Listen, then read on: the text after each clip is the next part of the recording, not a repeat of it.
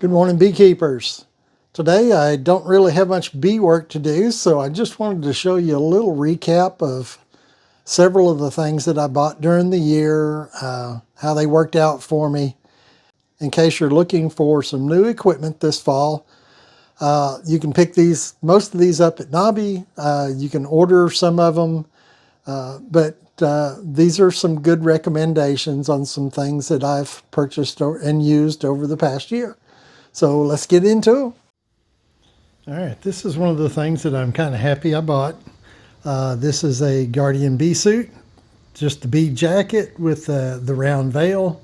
Had problems with the zipper at first, but once I figured out how to make it work, it seems to be a pretty great thing. It has the Velcro around the wrists, plenty of pockets. The veil is easy to see through. You can open the side panels to get you a drink or get you a towel to wipe the sweat. Breathes real well, fairly lightweight. I kind of like it. So that's a win for this year. This year I bought the Apis Tactical gloves. And as you can see, I've used them quite a bit. They fit really well. I kind of like them. You might want to check into them. I do suggest that you try them on, like go to Nobby or somewhere where you can try them on, because the sizes are a little bit different than you would expect. Otherwise, they're holding up great. No stings through them yet. Kind of like them.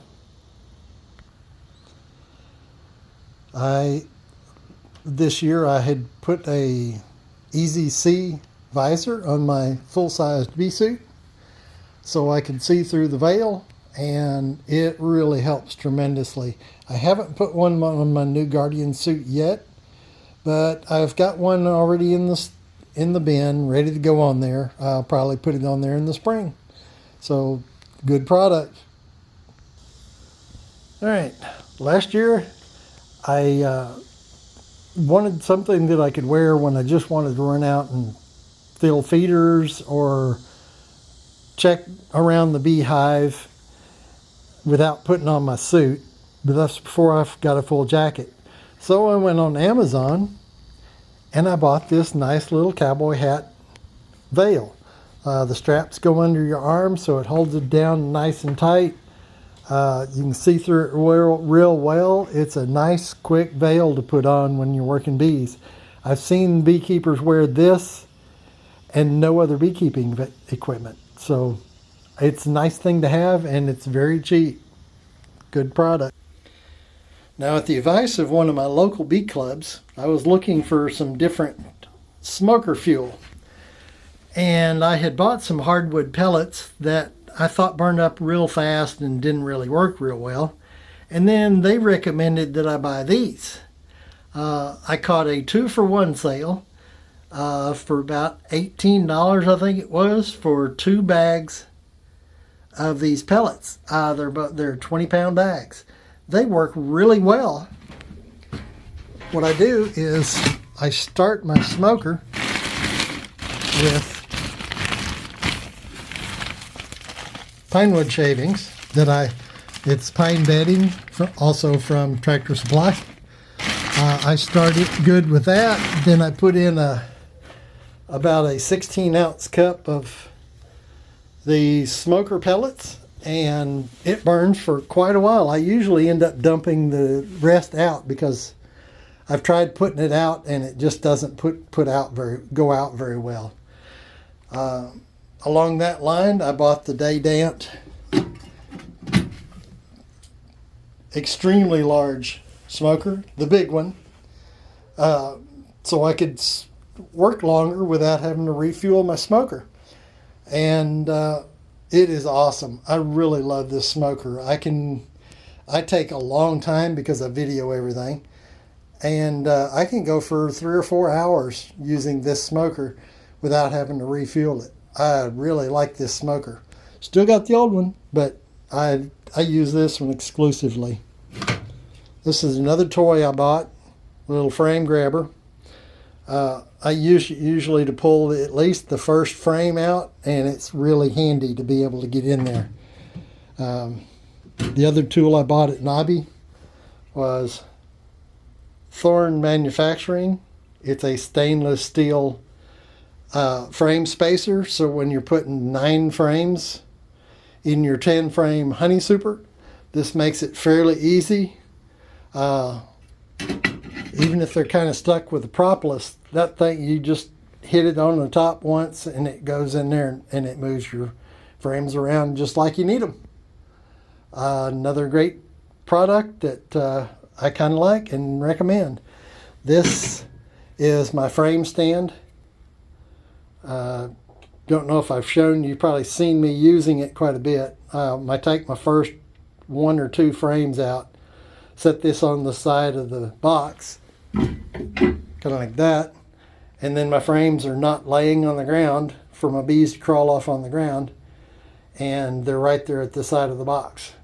So if the queen is on them, it's not laying on the ground and they don't crawl off. So I love it. Of course, I've shown you this recently, actually, using the InstaVap from Lorabi's. I love this thing, and I'm going to show you next is bought goggles. I don't really use them that often, but probably should.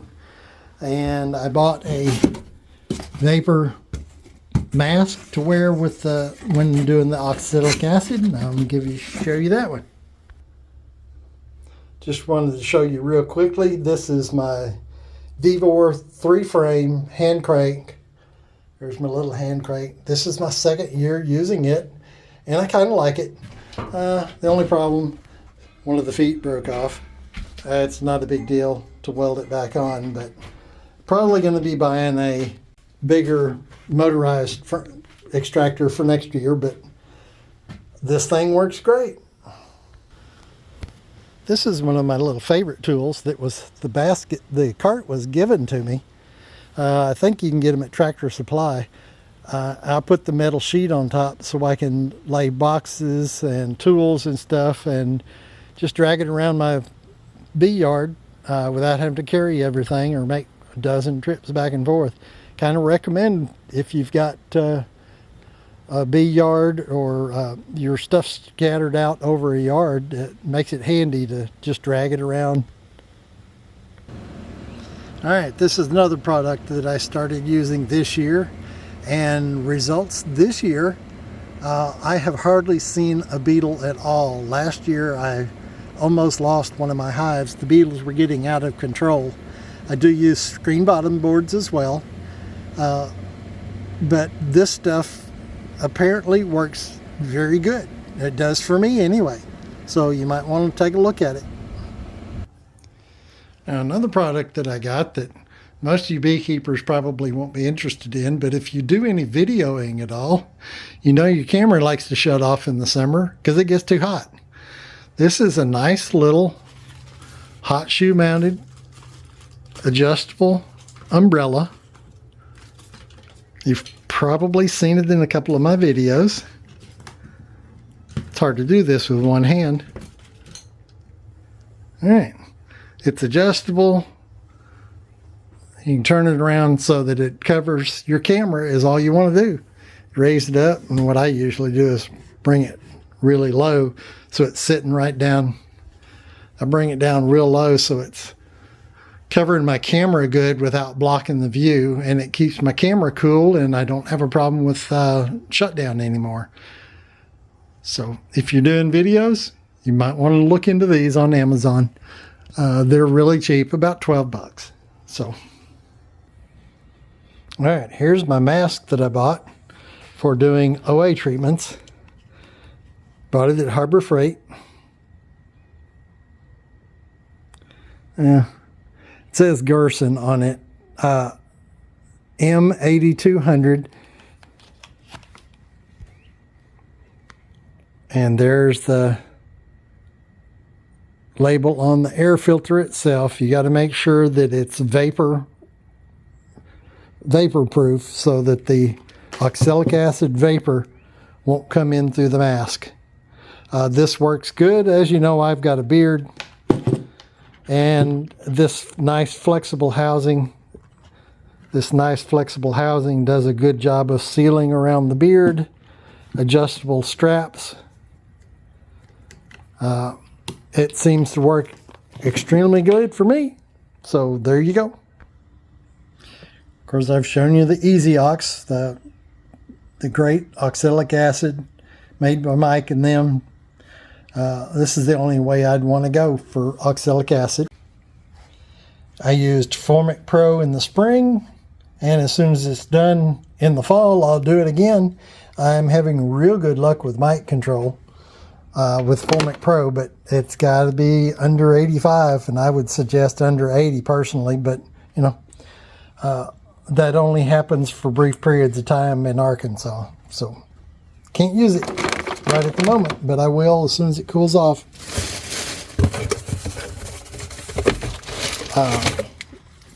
I have some Ultra B Plus. Used it last year a little bit. I cut it up into small, about an inch wide strips, and put 1 or 2 of them in a super, or in a hive. That way the beetles don't take over, and you get lots of pollen substitute for the bees. All right, the other thing that I bought was a box of Hive Life Fundant. My bees came out of winter looking really good with this stuff. They still had stores of honey, and all of my hives survived the winter. I had one, I killed the queen that died in March, but you know, the rest of them survived. They all survived well. I had lots of bees in every box, so this stuff seemed to work pretty good for winter feeding. All right, one of the things that I promised to give you a little review of was my Temu wax dip boxes. Now, I've been using them all year. I bought them a year ago. Put a couple of them to use, pieces to use, but most of it just sit outside over the winter. This year I put them to use in the beehives. And all the pieces but one are right here on 3 different hives. I've got the bottom board and 2 deeps right there. No problem whatsoever. They're holding up good. Over there is another deep. No problems with it. And then I have the top cover with the inner cover right there. Now, I have a medium box, actually right there on the top is the medium box. It is the only one that I had anything wrong with it. And the top rail on one end of the box, the wood splintered off.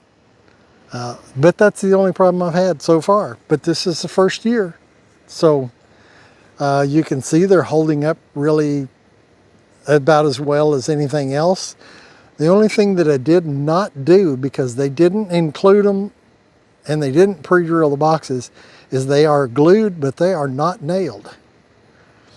But yet they're still holding up fairly well. You can see the ends of the boxes there are exposed, but they're exposed on all of my other boxes as well, and they seem to be holding up just as good. But we'll see what another winter does to them. So far, they're just as good as any other box, and they're wax dip. So there you go. The last thing I want to show you that I bought last year, and I've already used it some, is a wax melter. Now this is relatively small, fits on the countertop. It has a stainless steel gate valve.